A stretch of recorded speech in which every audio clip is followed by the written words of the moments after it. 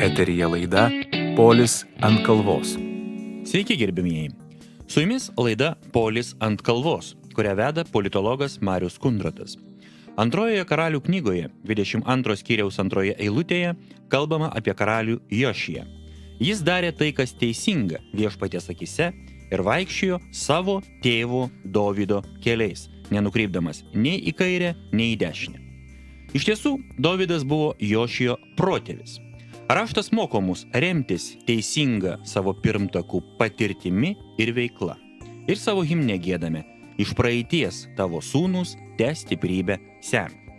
Šiandien diskutuosime apie Lietuvos didžiąją kunigaikštystę, jos sąsajas ir skirtumus su dabartinė Lietuvos Respublika. Apie tai, ko galime pasimokyti, ką perimti, o ką atmesti. Mūsų pašnekovas – istorikas Tomas Baranauskas. Labadiena. Labadiena. Gerbiamas Tomai, daugelis moderniųjų istorikų ir politologų griežtai skiria LDK nuo šiuolaikinės Lietuvos. Netgi teigiama, jog dabartinė Lietuva sukurta iš naujo kaip tautinė valstybė. Modernistinė istorija teigia, jog tautiškumas tik XIX amžiaus konstruktas, turintis pradžią ir pabaigą. Vis dėlto, Livonijos kronika pateikia įdomų pokalbį tarp kunigaikščio Treniotos ir karaliaus Mindaugo. Mindaugas raginamas eiti į Livoniją ir išlaisvinti iš vokiečių brolius latvius, kuršius, žiemgalius. Vytautas Didysis, pretenduodamas į vokiečių valdomą Prūsiją, vadina ją savo tėvų paveldu. Aiškiai tautinė prasme, nes Vytauto dinastijai tas kraštas niekad ir nepriklausė. Ar galima teigti, kad viduramžių Lietuvos valstybėje tautinis motyvas vis dėlto egzistavo? Taip, viduramžių nebejotinai egzistavo ir pavyzdžių galima būtų pateikti ne tik iš čia cituotų iš Lietuvos, bet ir, sakykime, iš kaimyninių šalių dar akivaizdesnių, sakykime, iš Žalgirio mūšio. Toks yra epizodas, kai Lenkai nusiaubė kažkokį kaimą, iš karto motyvas, kodėl lenkišką kaimą. Atėjo gyventojai skųstis lenkiškai. Ir tas solidarumas visą laiką jaučiamas. Tai yra daug kur galima, pavyzdžiui, čekų ir vokiečių konfliktai viduramžiais, labai ryškus įvairiai. Husitų judėjimas, ar ne? Ne tik husitų, ten yra anksčiau. Husitų tai be abejo irgi labai ryškus. Tai tas tautinis motyvas viduramžiais labai daug kur ryškiai pasireiškia. Kodėl atsirado iš viso tokia mintis, kad nebuvo to nacionalizmo kažkada. Tai, galbūt tas netaip ryškiai pasireiškia, bent jau kai kuriuose šalyse, tame tarpe ir Lietuvoje, ankstyvaisiais naujaisiais amžiais. Ten formuoja tokios, kad ir mūsų ta abiejų tautų respublika vadinama, tai be abejo joje lietuvybė reiškiasi silpnai ir Lietuvos didžioji kunigaikštystė jos sudėtys silpnai, bet kita vertus, to negalima būtų pasakyti vėlgi apie Lenkų padėtį, Lenkų kalbos, Lenkų kultūros padėtį pačioje valstybėje. Tiesiog jį dominavo ir nustūmė mus į antrą planą, bet viduramžiais ir to nebuvo. Buvo būtent lietuviškas pradas dominavo valstybė, nepaisant to, kad ten galbūt galima būtų sutikti, kad skaičiumi lietuvių buvo mažiau bendrai visoje valstybėje, bet būtent lietuvių dominavo valdovo dvare ir visoje valstybės politikoje. Na taip, bet iš tikrųjų valstybinė kalba buvo kaip ir gudų kalba, senoji slavų, o elitas iš pradžių kalbėjo dar lietuviškai, bet jau nuo Kazimiero laikų mes jį girdim kalbant lenkiškai. Ne, tai čia vėlgi ta valstybinė kalba viduramžiais ypač tai yra toks labai sunkiai apčiuopiamas dalykas. Tai, Lietuvos viduramžiais, dar neužmirškim, kad netgi tokio dalyko kaip rašto kalbos beveik nebuvo. Ten epizodiškai panaudodavo vienam kitam dokumentį, ypač su užsieniu susisiekti. Tai, o visas tos kalbos apie rusėnų kalbą kaip valstybinė yra pagrįstos tuo, kad buvo raštai rašomi. Ta kalba, tai vėlgi reikia kalbėti apie 15-16 amžių anksčiau, ypač 16. Rašto kalbos reikšmė augo pamažu. Iš pradžių tai buvo raštininkas, rašydavo tą kalbą, kokią jis išmoko, kokia buvo susikloščiusios rašymo tradicijos. Ir tai buvo raštininko reikalas. Iš tikrųjų, jis užsakovui, tam gavėjų informacijos, jie pateikdavo tą formą, kokia jam buvo suprantama. Tai jeigu raštas parašytas lotyniškai, tai nereiškia, kad valstybinė kalba yra lotynų. Beje, lenkų kalba iki 15 amžiaus imtinai, Lenkijoje rašte taip pat nenaudota buvo lotynų kalba. Kalbant apie Lietuvos didžiąją kunigaikštystę, tiek ankstyvąją, tiek susijungus su Lenkija, atmintyje pirmiausiai iškyla tautinė ir religinė tolerancija. Čia veikia katalikų, protestantų, stačiatikių, judėjų, net musulmonų bendrijos. Tuo metu Europa, šiandien mus mokanti tolerancijos, liepsnojo religiniuose karuose, kitatikius žiauriai persekiojo ir žudė. Šiandien Prancūzija draudžia krikščionims viešai nešioti kryželius, o Norvegija atiminėja iš krikščionių vaikus vien už religinį auklėjimą. Gal būtent Lietuva galėtų pamokyti Europą tolerancijos? Iš tikrųjų, Lietuvos didžiosios kunigaikštystės istorijoje visko yra buvę. Čia vėlgi labai skiriasi laikotarpiai. Pavyzdžiui, pagoniškam tam laikotarpiu, tai pagonybė iš principo neturi pretenzijų būti kažkieno dar kito religija. Tai yra tiesiog tos tautinės grupės religija ir viskas. Ir, sakykime, čia jau turim ir tos garsųjų Gedimino pareiškimą, kad kiekvienas tegu garbina Dievą pagal savo apeigas, mes garbinsim pagal savo. Tai čia kaip yra natūralus toks, sakykime, požiūris. Kita vertus tai reiškia ir, kad lietuviams gal nepakako ir jėgos, kam nors primesti, jeigu ir būtų norėję. Tai, sakykime, nenorėjo švaistyti gal tam jėgų, kurių taip nebuvo. Kita vertus dabar, jeigu pasižiūrėtume jau kokį 16 amžių, 17 reformacijos laikus, tai vėlgi tai yra iš pradžių reformacijos pradžioje, lietuviškos reformacijos pradžioje, tai aš turiu galvoje kokį 16 amžiaus 60 ir panašiai. Kai Radvilas parėmė tą reformaciją, tai reformatai atsidūrė gana stiprioje pozicijoje, Radvilas vien ką reiškia, ir čia jau toleruoti reikėjo, dėl to, kad... Kad jie turėjo įtaką? Taip, jie turėjo didelį įtaką.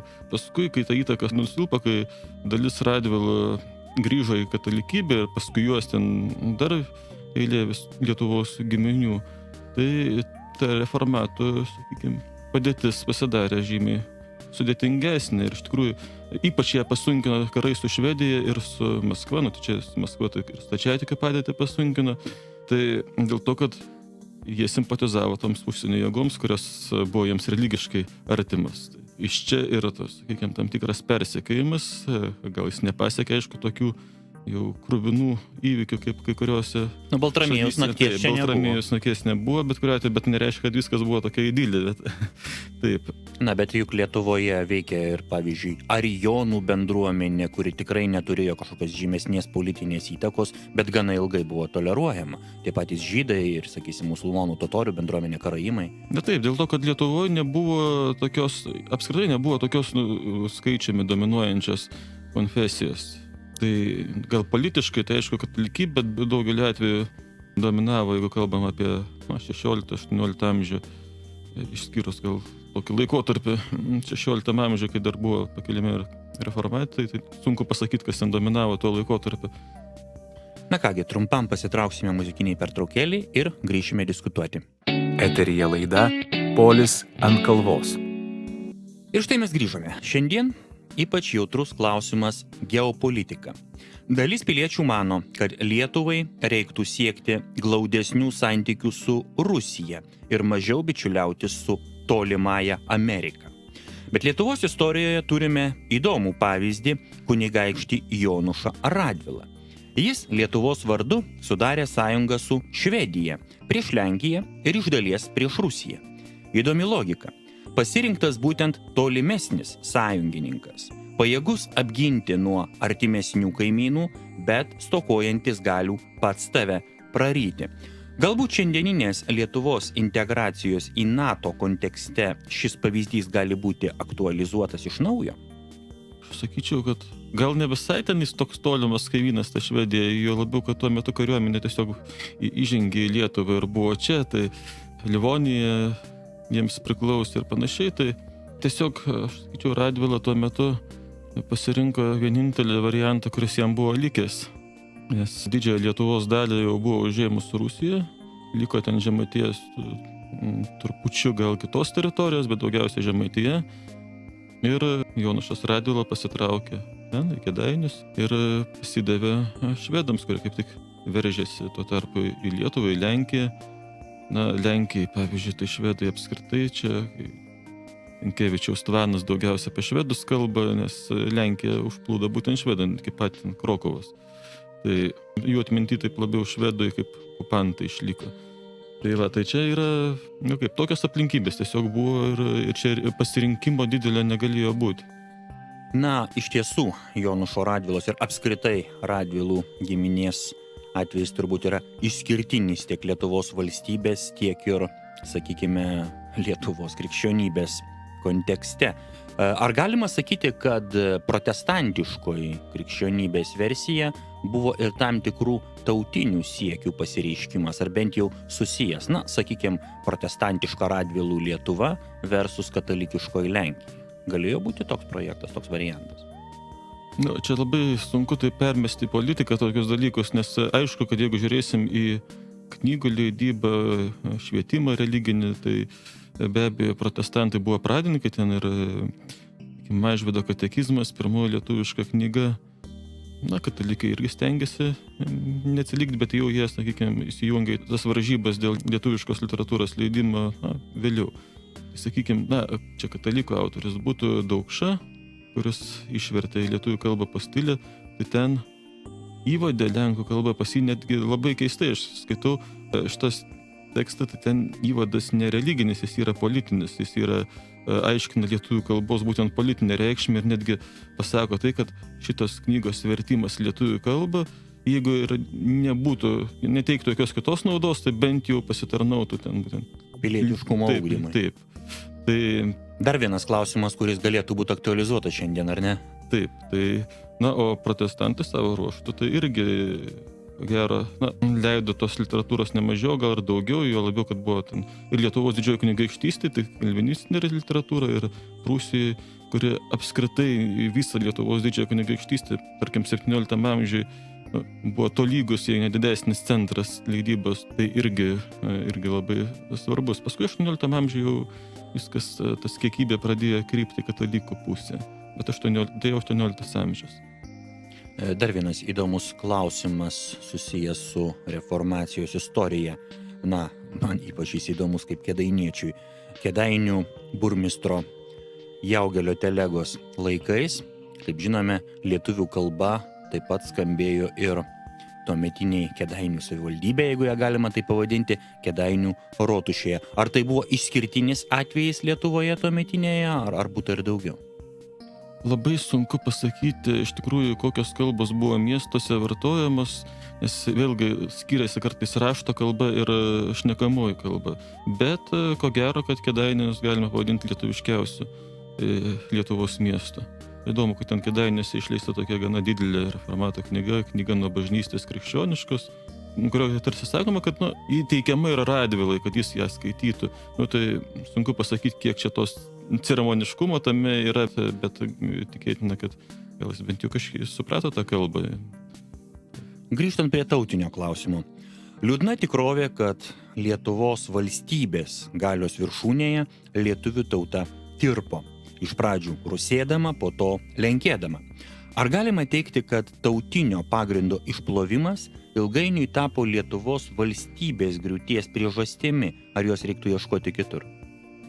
Na, turbūt viena iš priežasčių yra ir ta, elitas, iš esmės, jeigu kalbėsime apie žlugimą visai laikotarpį, 18 amžiaus antrąją pusę, tai tas stambiausias elitas yra ištisai sulenkėjęs, negalime pasakyti, kad visi bajorai, yra smulkiai bajorai, kurie tebekalba lietuviškai, bent jau etninėje Lietuvoje gyvenantis. Bet, tiesą sakant, 18 amžiuje pasireiškia ir tam tikri požymiai, kad yra tam tikrų jėgų, tam apačioj bajoriškos sluoksnio, kurie norėtų grąžinti lietuvių kalbai aukštesnį statusą. Pavyzdžiui, išleidžiama lietuvių kalbos gramatika, kuri, sakoma, Lietuvos neopalemonams, tai yra prask, tokiems naujiesiems valdytojams jis skirta. Bet tai, sakykime, tos aukštąją politiką, tos idėjos jos nesiekė. Tai štai, o šiaip tai priežasčių dar buvo ir daugiau, tai apskritai ta tokia bajoriška anarchija, tai čia sena idėja, kad šitas pražudė, bet tai yra teisinga iš esmės. Iš tiesų, matyt, faktorių būta įvairių. Na, šiandien vis garsiau kalbama apie islamą, apie Europos islamizaciją kaip grėsmę. O juk Lietuvoje kelis šimtmečius gyvena musulmonų bendruomenė, Lietuvos totoriai. Su jais sugyvename puikiai. Dabartinės musulmonų bendruomenės daugelį Europos šalių garsėja asocialumu ir smurtu prieš vietinius gyventojus. Kaip paaiškinti tokius radikalius skirtumus? Ar čia kitokie musulmonai, ar pačios Europos šalys iš esmės skiriasi nuo senosios Lietuvos šito požiūrį? Na, iš tikrųjų, čia reikia išmanyti dar tos islamo traktavimo niuansus, kad pasakyti, kokie čia musulmonai, na, ten be abejo. Bet esmė turbūt ta, kad ta musulmonų bendruomenė gyvena seniai, gyvena gana negausi ir tokioje aplinkoje, kuri, na, neleidžia bent jau kažkokių tai savo viršenybės primetinėti ar ką, na, ir taip tiesiog jau susiklosti tokia tradicija, kad taikiai sugyvenama. Tai iš tikrųjų, pavyzdžiui, pradžia turbūt buvo netokia paprasta, o bent jau Lenkų akimis žiūrint, nes, pavyzdžiui, Dlugošas, kuris praneša apie tai, kaip Vytautas apgyvendino totorius, tai gana piktai rašo, kad štai tie totoriai, kurie buvo išvesti į Lenkiją, jie pasikrikštė ir buvo viskas su jais gerai, o štai čia leido jiems pasilikti tą bjaurų mahometonišką tikėjimą. Taip, pas Dlugošą parašyta. Tai vadinasi, na, bent jau Lenkijoje atrodė, kad tai yra galbūt kažkoks tai negeras dalykas, kad tai palieka. Tai va, Lietuvos tam tikras išskirtinumas jau tada jautėsi. Na ir dar kartą pasitrauksime, trumpam pasiklausysime muzikos ir grįšime prie mūsų pokalbio. Eteryje laida Polis ant kalvos. Dar vienas klausimas apie istorinės ir moderniosios Lietuvos santykius. Kai kurie istorikai atgimusios Lietuvos konfliktą su Lenkija įvardyja kaip konfliktą tarp senalietuvių, tai yra LDK piliečių, ir naujalietuvių, tai yra tautinės Lietuvos atstovų. Ir iš tiesų Lenkijos vadovas siekęs pajungti Lietuvą, Juzefas Pilsudskis, kilme buvo lietuvis, kaip ir daugelis Lenkų politinio elito. Tai kas čia iš tiesų vyko? Lietuvių pilietinis karas? Pilsudskis, ko gero, ir pats nevadino savęs naujalietuviu, bent aš tokio įsisakymo nesu girdėjęs, jis save lietuviu vadino. Na ir jis buvo lietuvių kilmės ir netgi labai aiškiai ten žemaitiškos konkrečiai kilmės. Tai tie terminai naujalietuvis, senalietuvis, tai žiūrint, nuo kada pradėsim skaičiuoti tą jaunumą arba senumą. Tai šiaip senalietuviai tai yra tie lietuviai, kurie kalba lietuviškai. Ten tai buvo 1000 metų, o lietuviai, na, kažkuria prasme lietuviai, kurie kalba kitomis kalbomis, visų pirma Lenkų, atsirado tai jau tokiais pakankamai naujais laikais, galbūt, na, ne anksčiau kaip kokiam 16 amžiui, bet greičiau kokiam 17-18, gal ir pačiam 19 amžiui. Tokia samprata pradėjo formuotis. Na, tai procesas tolygus lietuvių diduomenės lenkėjimo procesas. Kalbinis lenkėjimas vyko greičiau negu savimonės lenkėjimas. Ir politinis faktorius Lietuvos didžiosios kunigaikštystės egzistavimas neleido išnykti lietuviškų savimonį, nykstant kalbai. Tai. Na, iš tiesų, Radvilas, jeigu žiūrėsime, jau kalbėjo lenkiškai, sakykime, Liublino unijos laikais su Lenkija, bet kartu priešinosi Liublino unijai ir siekia išsaugoti Lietuvos politinį savarankiškumą. Tarsi kalba ir savimonė šiuo atveju nebuvo tą pačią. Juk ir šiandien matome tautų, kurios kalba kitomis, sakykime, svetimomis kalbomis. Na, tie patys airiai. Jie kalba absoliučiai daugumą angliškai.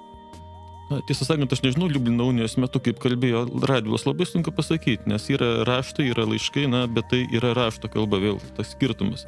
Turbūt yra tokia Artūro Dubonio sakyta mintis, kad lenkėjimas tai yra va, tas procesas, kai rašto sferoje rusėnų kalbą pakeičia lenkų, o šnekamosios kalbos sferoje lietuvių kalba, nes iki to vadinasi toks dualizmas. Rašto kalboje dominuoja ta rusėnų kalba, šnekamojo diduomenės, tos svarbiausios diduomenės kalboje lietuvių. Tai štai, jeigu žiūrėtume taip labai pažodžiui pagal šitą pasakymą, tai 16 amžiuje dar lenkų kalba, na, dar nelabai įsigalėjus. Čia jau 17 daugiau amžiaus bruožas. Na, iš tiesų, jei kalbėsime apie viduramžių Lietuvą, jos elitas buvo tam tikrą prasme kosmopolitinis, tai yra jo atstovai ir tuokėsi su kitatautėmis, aristokratijos atstovėmis, sakykime, ir kalbėjo jau daugelis, na, jeigu ne 15, tai, sakykime, 16-17 amžiui jau kitomis kalbomis. Bet iš tikrųjų, tam tikros tendencijos Europoje yra bendros. Tarkim, prancūzų, vokiečių, anglų valdovai, aristokratai daugiau bendro turėjo tarpusavyje negu su savo tautų liaudimi. Vis dėlto pati liaudis Prancūzijoje liko prancūziška, Vokietijoje vokiška. Na tiesa, Anglijoje ilgą laiką vyravo prancūzų kalba ir kultūra, bet jau Plantagenetų laikais anglų tauta grįžo prie savo šaknų.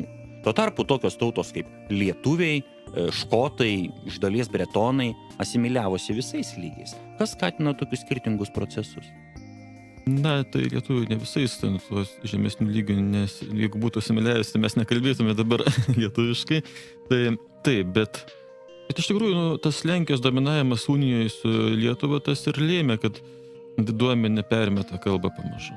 Iš tikrųjų, tai diduomenė, kad ir jautėsi aukščiau už visus ten valstiečius, kad ir nelaikė jų vertai savęs, bet tai nereiškia, kad būtinai turi pakeisti kalbą. Prancūzijoje tiesiog nebuvo kuo tą kalbą keisti, nes visuose sluoksniuose tiesiog buvo ta prancūzų kalba ir viskas. Na, bet Anglijos pavyzdys. Ten faktiškai visa aristokratija atėjusi iš Normandijos, iš Anžų, iš Akvitanijos, ta prasme iš prancūziškų žemių. Taip, tai ir ilgą laiką ir buvo ta prancūzų kalba ir galų galia dabartinė anglų kalba tai tokis yra mišinys tos senosios anglų kalbos ir prancūzų, nes sakoma, kad tą senąją anglų kalbą iki šitų prancūziškos dinastijos atsiradimo, tas yra raštų kalba, bet dabartiniam anglui yra sunkiau suprasti negu dabartiniam islandui. Tai labai skirtinga. Tai čia yra toks mišinys, toks, visiškai, sakyčiau, gal nekorektiškai sugadinta kalba. Kelis kartus sugadinta, dėl to, kad prancūzų kalba yra sugadinta lotynų, paskui dar sugadino germanų kalbą. Žodžiu. Bet jį paskui pasidarė. Atsirado normas, atsirado gramatika, atsirado literatūra ir štai dominuojanti pasaulio kalba ir viskas su ja tarsi tvarkoja dabar. Na, pratęsiant apie santykius tarp elito ir liaudės.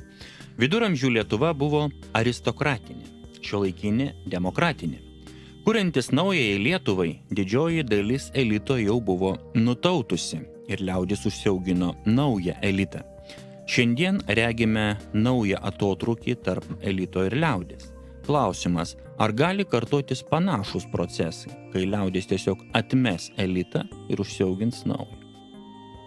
Čia tai klausimas yra gana sudėtingas, gal visų pirma pakoreguokim, kad ne visą tą elitą senai prarado Lietuva. Tiesiog tas elitas, kuriantis demokratinėms politikos tradicijoms, tas elitas, kuris jau įsitraukė Lietuvos valstybės kūrimą, tai bajorai, smulkesniai arba vidutiniai kartais, tai jie net taip jau afišavo tą savo bajoriškumą, bet jų buvo. Ir, sakykime, 19 amžiaus pabaigos duomenimis, tai apie ketvirtadalis berods. Atsimenu, šito Lietuvos bajoro, tai būtent tai smulkesniai, dar kalbėjo lietuviškai. Na ir galima atkreipdėmės, tokia yra grafų Zubovo giminė, kur net iš viso nelietuviškos kilmės, čia Jekaterina padovanojo jiems Šiaulių ekonomiją ir štai jie sulietuvėja. Tai nesulenkėja, būtent tai būtų logiška bendravo čia su vietiniais visais, bet sulietuvėja. Vadinasi, ta aplinka, ypač nykstant bajoriškams privilegijoms, ji veikia ir galiausiai ta giminė transformuojasi lietuviškai. Na, bet čia gal daugiau toks išskirtinis atvejis. Sakykime, buvo atvejų, kai ir sulenkėjusios giminės paskui vėl atlietuvėdavo, bet kai Lietuvos jau tautinės Lietuvos valstybės kūrėjai kreipėsi į lietuviškosios kilmės, sakykime, bajoriją, siūlė kurti bendrą valstybę, tautinę Lietuvą, sakymas buvo pšenigdi, niekados. Taip, tai dauguma, ta prasme, ne tai, kad dar dauguma, bet būtent tie įtakingiausi, taip, tai jie pasuko su Lenkais, bet tai nereiškia, kad visi.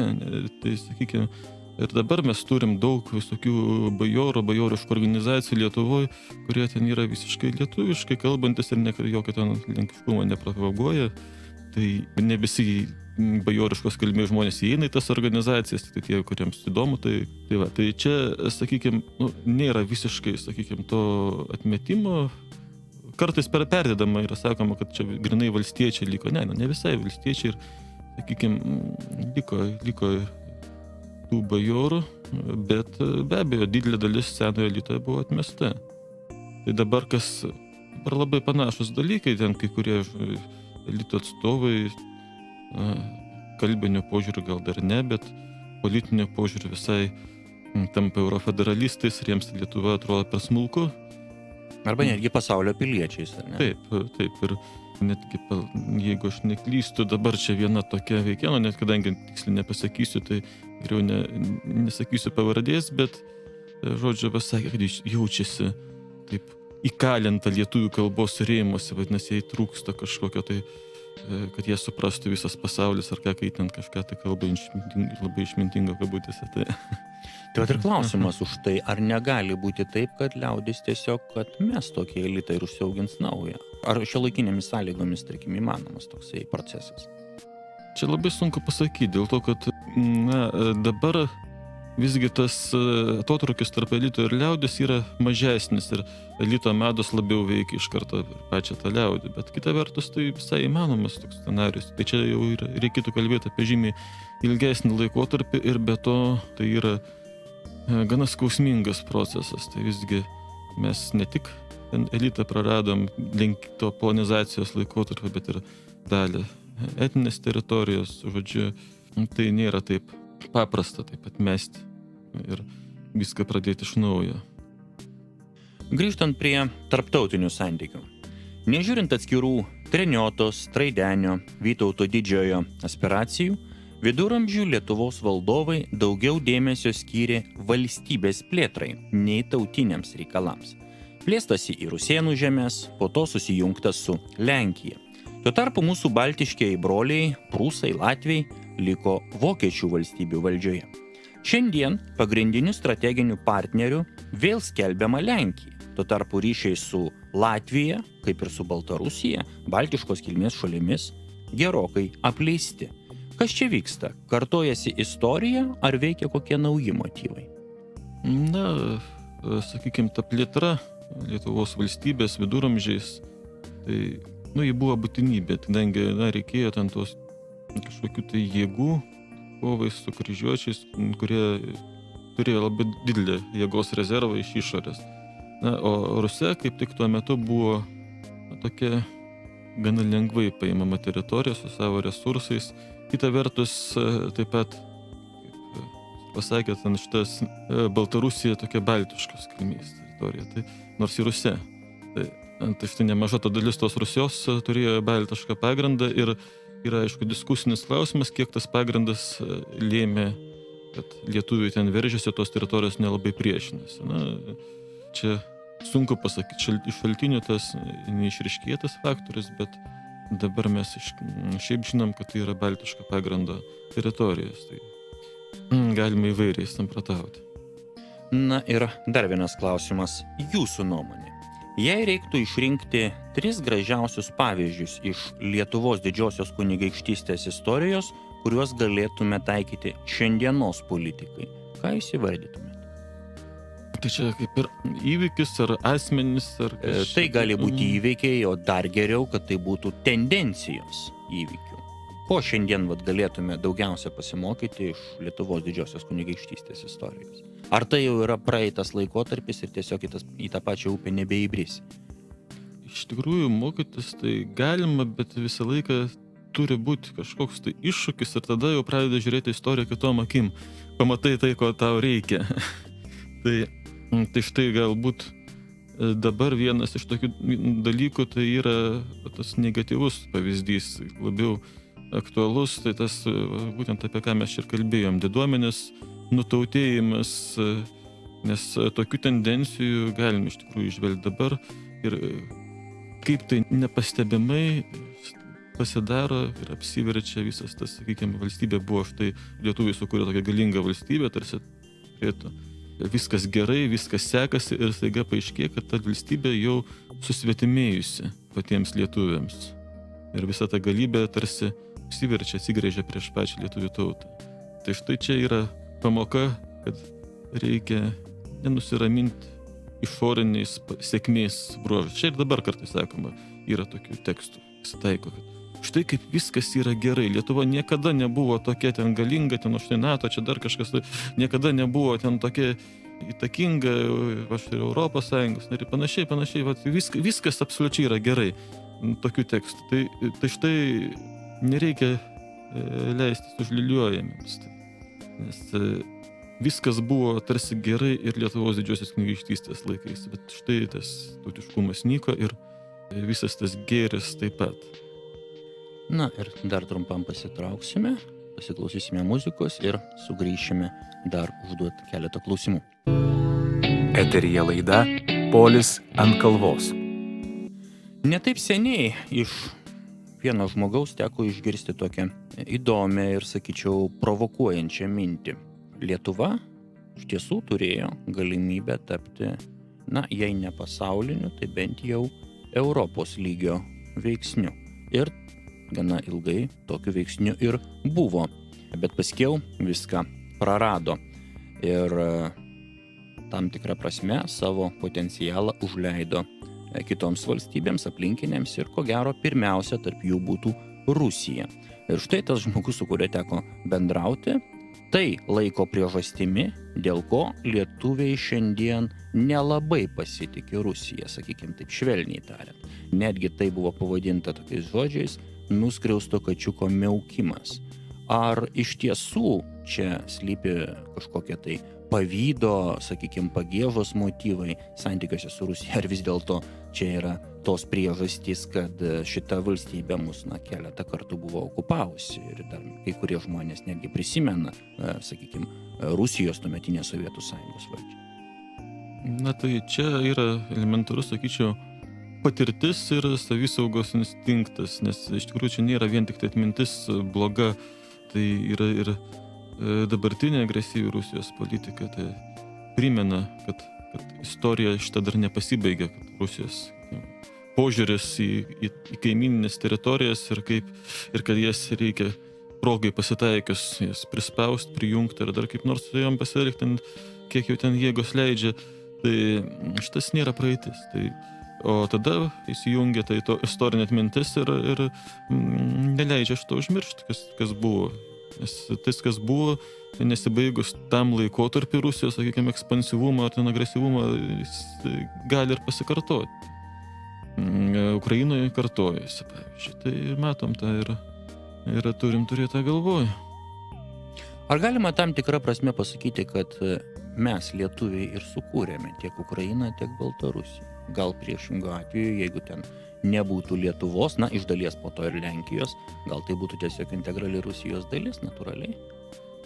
Na, čia yra sudėtingas klausimas, nes iš tikrųjų tai net ir dabar tos kalbinių požiūrių, jeigu būtų bendra savimonė, tai galima būtų traktuotis ir baltarusių, ir ukrainiečių kalbą kaip tarmės, bet jeigu nėra bendros savimonės, tai tada formuojasi tos visiškai savarankiškos tautos. Tai dabar kas lemia tą savimonę? Taip, kažkur tai Lietuvos didžioji kunigaikštystė čia suvaidina savo vaidmenį. Kita vertus, na, galbūt galima būtų žiūrėti ir iš kitos pusės, kad būtent ta senoji Rusija, kurios centras buvo Kijevas, teko kažkur Lietuvos, dalinai Lenkijos įtaka ir išliko maždaug tokia, kokia buvo toj maždaug ta tradicija. Maskvos Rusija buvo aukso ordos sudėty. Čia ne tai, kad koks jungas ar ten priklausomybė, bet būtent sudėty. Ten, jeigu kalbėsime apie kokį 14 amžių, tai ten jau didesnės priklausomybės vargu ar galime įsivaizduoti, mus ne kasmet vykdavo tiek Maskvos kunigaikščiai nusilenkti aukso ordos Hanui. Tai yra integrali aukso ordos dalis. Tai dar žymiai gal net didesnė ta priklausomybė buvo Maskvos nuo aukso ordos negu, sakykime, Kijevo nuo Lietuvos. Gerokai didesnė. Apie Kijevą kalbant, Polocką gal.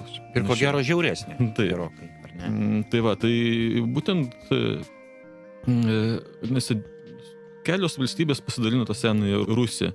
Ir dabar pasakyti, kuri čia ta svarbiausia dalis ir kas nuo ko atskilo, tai yra sunku. 19 amžiuje atsakymas tarsi buvo aiškus. Maskva buvo, ir Peterburgas tuo tarpu, buvo būtent Rusija centras, jis tarsi viską suvienijo ir šitos imperijos centro požiūriu viskas aiškus. Rusija ir sustiprėjo, ir padidėjo, ir viską atgavo.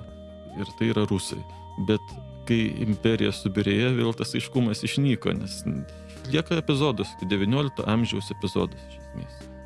Na, dar vienas klausimas, turbūt neatsiejamas nuo senosios Lietuvos istorijos, jos interpretacijų skirtumas Lietuvoje ir šiuolaikinėje Baltarusijoje. Pats tą temą esate pakankamai daug pasisakęs. Baltarusiai, tarkim, dalis baltarusių intelektualinio elito teigia, kad tiek lietuvių tautos pavadinimas, tiek Vytis, tiek Vilnius, tiek pati Lietuvos didžioji kunigaikštystė tai buvo jų projektas. Mes, aišku, norėtume matyti, kad tai yra mūsų projektas. Bet ar nebus taip, kad tiesa kažkur per vidurį? O gal ir dabartiniai lietuviai, ir didesnioji dalis baltarusių yra tiesiog tos pačios tautos atšakos? Na, tiesa per vidurį tai visą laiką labai paprasta pasakyti, na, taip, sakykime, nesigilinant. Ji gal ir yra kažkur tai truputį per vidurį, bet tai ne vidurys, ne matematinis vidurys, tai yra, aš sakyčiau, visgi. Baltarusija yra teisūs tik dėl vieno, tai kad būtent Lietuvos didžioji kunigaikštystė suformavo tą teritoriją, kuri dabar vadinasi Baltarusija. Tai yra būtent Lietuvos didžioji kunigaikštystė po Liublino unijos, nes Liublino unijos metu Lietuva neteko Ukrainos žemė, dabartinės Ukrainos, ir liko būtent Lietuva ir Baltarusija.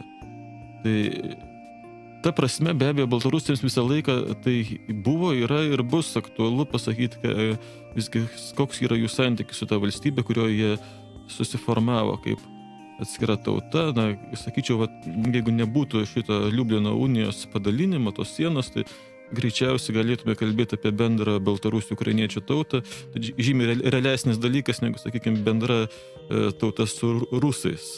O su lietuviais? Na, juk galų gale ten dabartinė Lietuva, sakykime, ir ta senoji Lietuva, nuo kurios prasidėjo Lietuvos didžioji kunigaikštystė, tai ne visai ta pačios teritorijos. Ten dalis teritorijos lietuvių būtent kaip gentėsi į Baltarusijos pusę, plus ten gyveno jotvingi. Dabar jau beveik įrodyta, kad ir kryvičių, dregovičių gentys, reiškia, protėviai Baltarusių irgi buvo baltiškos. Tai ten buvo baltiškos masyvas. Taip, bet buvo ir pražuvo. Dabar, pavyzdžiui, iš tų teritorijų, kurios baltiškos, lietuviškos įeina į Baltarusijos teritoriją, liko, tarkim, gervėčiai iš dalies dar lietuviški.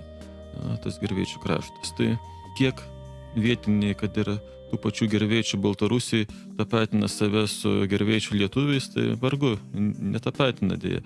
Tai net jeigu jų kilmė lietuviška, kaip ir Pilsudskis, kuris netgi kažkiek tai tapatina save su lietuviais, bet ne visiškai. Na, kažko trūko, ten visgi jis pasuko su Lenkija. Tai, žodžiu, tas nutautėjimo procesas, jis, kad ir įeina kažkur tai tas fiziškai tie žmonės, jų kraujas į tą kitą tautą, bet jis ir nueina ir tapatybės nebelieka, to elemento, kuris yra labai svarbus. O tai, kad Baltarusija dabar sako, mes lietvinai, tai čia yra tik tai paprastas žodžio lietvinas panaudojamas kaip Baltarusijos sinonimas. Jie vėlgi netapatina savęs su lietuviais šituo žodžiu. Ne, greičiau mūsų netapatina su lietvinais. Taip, bet tai jie tiesiog pasisavina, tai nelabai moksliškos teorijos, sakykime, ir tiek. Na, aišku, yra labai ten įvairus spektras, jeigu tai pažiūrėsim, tų visokių traktavimo baltarusiškų, bet tendencija, sakykime, tokia bendra yra tokia. Na ir dar kartą pasitrauksime trumpam ir grįšime prie mūsų pokalbio. Eteryje laida Polis ant kalvos. Na, dar vienas įdomus klausimas. Jūs pats prieš laidą užsiminėte, kad Lietuvos didžioji kunigaikštystė tam tikra prasme gali būti ir tam tikras pavyzdys, sakykime, šiandieniniai Europos Sąjungai. Na, dėl Lietuvos didžiosios kunigaikštystės gal tai pasakyti būtų ir sunku, bet tarkim, vienas aukštas Lenkų politikas, abiejų tautų respublika, susidariusios susijungus Lietuvai su Lenkija, pavadino netgi istoriniu precedentu Europos Sąjungai. Bet kiek pagrįstos tokios kalbos? Na, tai visos sąjungos yra kažkuo tai panašios. Labiau lenkų kalba, tai iš viso Europos Sąjunga, Unija Europeiska ir ta Liublino unija Libelska, tas pats žodis naudojamas. Tai šiaip tai iš tikrųjų Europos Sąjunga gali įgautų valstybės bruožų, bet aš geriau norėčiau, kad geriau šito kryptim nesivystytų, nes dėja abiejų tautų respublikos patirtis Lietuvai yra neigiama. Mes vos išlipam iš tos duobės. Reikėjo tautinio atgimimo, reikėjo faktiškai viską pradėti nuo pradžios, taip kad Na, galų gale abiejų tautų respublikoje buvo, sakykime, viena konkreti valstybė, kuri, tam tikrą prasme dominavo. Dominavo taip pat ir etninių požiūrių, sakykime, Lenkų tauta dominavo tiek lietuvių atžvilgių, tiek ukrainiečių, tiek būsimųjų dar tuo metu baltarusių. Tuo tarpu, Europos Sąjungoje, aišku, taip pat galime matyti vadovaujančias valstybės ir kitas valstybės, kuriams bandoma primesti savo valią, bet tokio vieno centro monopolijos tarsi nėra. Tarsi nėra, bet yra, kaip sakėt, yra tos dvi galbūt, du centrai arba galbūt galėtų būti ir trečias, ypač kalbinių požiūrių, tai, sakykime, Didžioji Britanija tarsi tokia rodo netgi norą išstoti iš tos sąjungos, bet kalbinių požiūrių visgi anglų kalba yra būtent ta dominuojanti, jeigu kalbėsime apie europinės institucijas, pavyzdžiui. Tai tiesiog, kadangi visam pasauliu dominuoja, tiesiog. Tai yra tie centrai ir čia jie gali vienas, kuris iš jų iškilti ir kalbinių požiūrių, ir politinių labiau, bet apskritai yra, sakykime, tokie pavojai, jeigu elitas, sakykime, nebelaiko Lietuvos valstybės vertybė, ko dalyje elito jau dabar matosi. Tarkim, teko dalyvauti Briuselį susitikime su europarlamentarais, buvo tokia aukštųjų mokyklų dėstytojų susitikimas. Ir aš ten Laimai Andrikienei uždaviau tokį klausimą. Jie ten kalbėjo buvo iš pradžių apie eurofederalizmo idėją, tai ten kažkaip tai susimėtė ir pradėjo kalbėti, kad šiais laikais tai labai sunku jau nacionaliniai valstybei būti net nepriklausomai. Tada aš tiesiai paklausiu, tai ką, gal ir nereikia tos nacionalinės valstybės? Gal ir nereikia, sako. Tai čia yra didžiausias pavojus. Tada, kai jeigu mes išnyksta ta politinė savimonė, noras, ambicija turėti savo valstybę, tai tada jau techninis klausimas, su kuo čia mes susiliesim ir prie ko prisijungsim. Na ir dar vienas klausimas. Ar Lietuvos didžiosios kunigaikštystės patirtis, paveldas gali būti aktualizuotas, sakysim, šiandienos Lietuvai, kad ir tarptautinių santykių plotmėje? Tarkime, iš vienos pusės mes turime, gana agresyvę, sakykime, Rusijos politiką, iš kitos pusės turime, gana stipriai besiintegruojančią Europos Sąjungą, kurioje, Lietuvai kyla labai rimti iššūkiai. O kaip jeigu, pavyzdžiui, sustiprintume ryšius iš vienos pusės su Baltijos šalimis, kurios, tiesą sakant, irgi tam tikrų laikotarpių priklausė Lietuvos didžiosios kunigaikštystės erdvei. Iš kitos pusės su Ukraina, galbūt perspektyvoje ir su Baltarusija. Gal iš tikrųjų būtent ta, sakykime, dalinė tokia savimonė, ypač Ukrainoje labai gyva, Lietuvos didžiosios kunigaikštystės piliečių galėtų prisidėti prie tokio bloko kūrimusi. Tai be abejo, čia toks natūralus istorinė kažkokia, ypač per kultūrinės programas, istorinės paveldus susijęs dalykus galime nuo to pradėti ir aišku, politiškai tai irgi aktualu, nes tas Rusija kelia visgi realų pavojų ne tik ten Lietuvai, gal net šiuo metu net žymiai mažiau Lietuvai negu Ukrainai. Ir kita vertus, visame tame dabar problemiškai yra Baltarusijos padėtis, kadangi jį visgi yra sąjungai su Rusija. Bet jeigu kažkas pasikeistų, tai tas blokas būtų visai realus. Kita vertus, mes neturėtume užmiršti visgi, kad Europos Sąjunga, kurioje mes dabar de facto esam, nebūtinai turi sukti federalizmo kryptimi, gali visai priešingą kryptim pasukti decentralizacijos. Taip kad mes turėtume ginti būtent tą decentralizacinę poziciją Europos Sąjungai, jo labiau, kad mūsų kaimynai Lenkija, Vengrija būtent tuo keliu suka ir Didžioji Britanija taip pat. Na ir turbūt paskutinis klausimas būtų toks. Iš tikrųjų, norėtųsi grįžti prie to klausimo, kuris jau buvo ir užduotas, bet gal pasukti jį šiek tiek kitų kampų. Ar galėtume sakyti, kad Lietuvos didžioji kunigaikštystė, iš esmės bendroje Lietuvos istorijos perspektyvoje, vis dėlto buvo teigiamas reiškinys lietuvių tautai ar daugiau neigiamas? Ar apskritai būtų lietuvių tauta, ar apskritai turėtume šiandieninę Lietuvos valstybę, jeigu savo laiku Mindaugas ir, sakykime, jojo įpėdiniai nebūtų sukūrę tokios LDK, kokie jie turėjo, su visais minusais ir pliusais? Taip, čia vėlgi labai, kadangi tai yra ilgas laikotarpis ir jį dabar, modeliuojant kažkaip pakeisti, daug prielaidų reikia padaryti, bet, tarkim, Baltarusijos istorikas vienas pasakė, kad, žodžiu, bendras balansas yra tas, kad lietuvių tautos plotas, Lietuvos didžioji kunigaikštystė sumažėja Baltarusių naudai. Tai čia minti vedė, kad čia labiau Baltarusių valstybė. Taip, bet vėlgi atskirų laikotarpį tai iš tikrųjų jis didėjo iki 16 kokio amžiaus. Paskui tik tai jau kitas tos pačios valstybės raidos laikotarpis buvo mums žalingas, bet pirmasis jis buvo naudingas. Dabar alternatyvos. Tai vieną alternatyvą metam pašonėje, tai yra buvusi Prūsijos teritorija, apie kurią reikia pasakyti buvusi. Tai jeigu Lietuva nebūtų susikūrus kaip valstybė, tai galimas dalykas, kad ir apie Lietuvą taip pat kalbėtume kaip buvusią Lietuvą ir galbūt ir apie Latviją taip pat, nes Latvija išgelbėjo tai, kad nebuvo tiesioginės sausumos susisiekimo. Tarp vokiečių ir Latvijos teritorijos. Taip, nes, sakykime, Prūsija ir mažąją Lietuvą pražudė ten ta laisva, tokia kaimiška kolonizacija, kurią galėjo organizuoti Prūsijos valstybė, keldami ten. Vokiškoji Prūsijos valstybė. Taip, vokiškoji Prūsijos valstybė, be abejo. Na, kągi, dėkojame už įdomų pokalbį ir manome, kad tai pokalbis šią temą galbūt pirmas, bet tikrai ne paskutinis. Na, iš tiesų, klausytojams palinkėsime tiesiog žinoti savo istoriją, žinoti, ko siekti ir ko vengti. Visiems išminties ir meilės vienų kitiems ir savo tėvyniai. Juk tėvynė tai mes visi. Iki kitų susitikimų.